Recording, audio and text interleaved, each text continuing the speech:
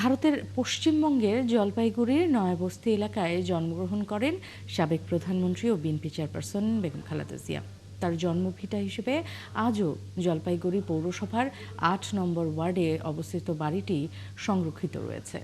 স্থানীয়রা কিন্তু জানান যে খালেদা জিয়ার আত্মীয় স্বজন এখনও নিয়মিতভাবে ভারত সফরে এসে এই বাড়িটি পরিদর্শন করেন। সহকর্মী সত্যজিৎ চক্রবর্তীর তথ্য ও ছবিতে শারমিন স্বপ্নার প্রতিবেদন।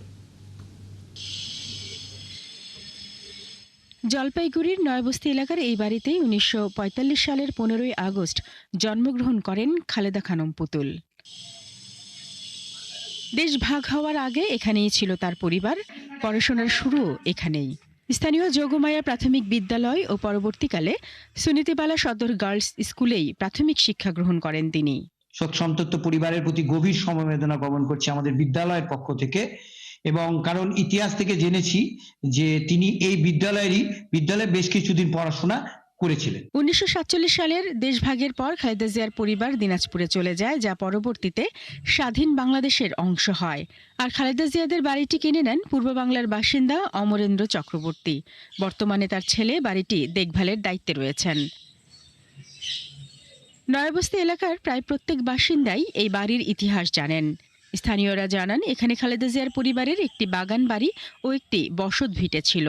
বাগান বাড়িটি অস্তিত্ব হারালেও বসত ভিটা এখনও আগের অবস্থায় রয়েছে। খালেদা জিয়ার আত্মীয় স্বজন ভারত সফরে এসে এই বাড়িটি পরিদর্শন করেন।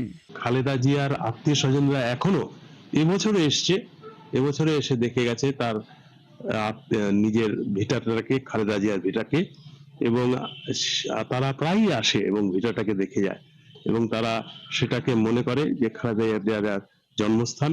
১৯৪৭ সালে ভারত ছাড়েন খালেদা জিয়া, কিন্তু নয়াবস্তি এলাকার বাসিন্দাদের অনেকেরই দাবি দেশ ভাগের পরেও বেশ কিছুদিন ভারতে ছিল তার পরিবার। এই বাড়িতেই তিনি বসবাস করতেন, তার জন্ম এখানেই। আর এখানে যোগমায়া স্কুল, যেটা আপনারা যারা নয়াবস্তিতে আছে, সেখানে তিনি ক্লাস 3 পর্যন্ত পড়াশোনা করেছেন বলেই আমরা শুনেছি। জন্ম ভারতে হলেও দেশভাগের পর বাংলাদেশে চলে আসায় খালেদা জিয়া বাংলাদেশের নাগরিক হিসেবেই বেড়ে ওঠেন।